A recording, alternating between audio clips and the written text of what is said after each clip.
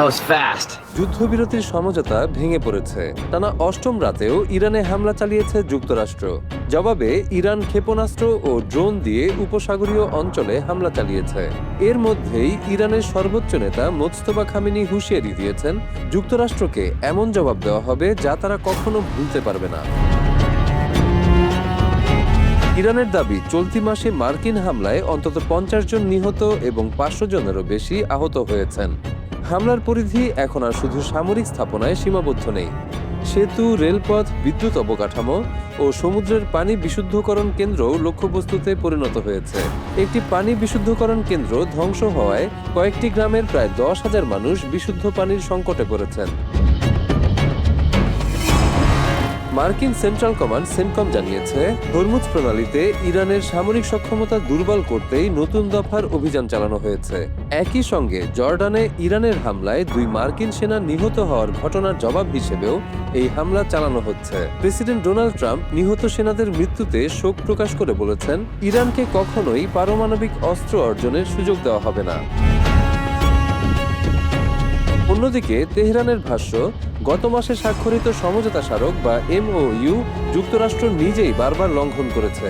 ইরানের উপপররাষ্ট্রমন্ত্রী কাজেম গারিবাবাদি বলেছেন, ওয়াশিংটন কার্যত চুক্তি স্থগিত করেছে, তাই ইরানও ওই চুক্তির আওতায় নিজেদের সব প্রতিশ্রুতি বাস্তবায়ন স্থগিত রেখে দেশের প্রতিরক্ষায় মনোযোগ দিচ্ছে।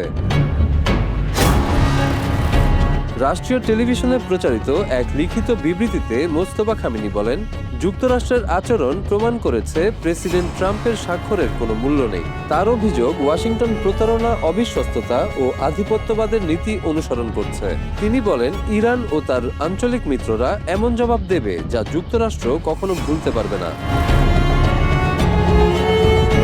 ইরানের পাল্টা হামলায় কুয়েত, বাহরাইন ও জর্ডান জুড়ে নতুন করে উত্তেজনা ছড়িয়ে পড়ে। কুয়েত জানিয়েছে একটি বিদ্যুৎ কেন্দ্র ও একটি পানি বিশুদ্ধকরণ স্থাপনা ক্ষতিগ্রস্ত হয়েছে।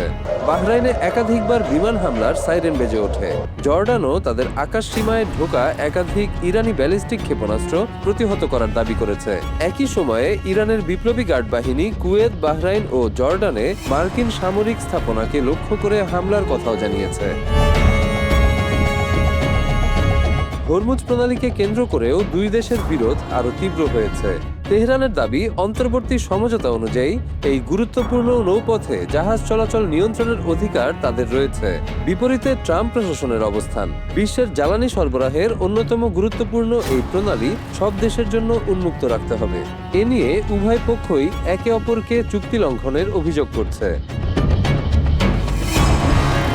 ক্রমেই বিস্তৃত এই সংঘাত এখন শুধু যুক্তরাষ্ট্র ও ইরানের মধ্যে সীমাবদ্ধ নেই। এর প্রভাব ছড়িয়ে পড়ছে পুরো উপসাগরীয় অঞ্চল এবং বৈশ্বিক জ্বালানি বাজারে। কূটনৈতিক সমাধানের পথ ক্রমেই সংকুচিত হচ্ছে, আর প্রতিটি নতুন হামলার সঙ্গে মধ্যপ্রাচ্যে আরও বড় সংঘাতের আশঙ্কাও বাড়ছে।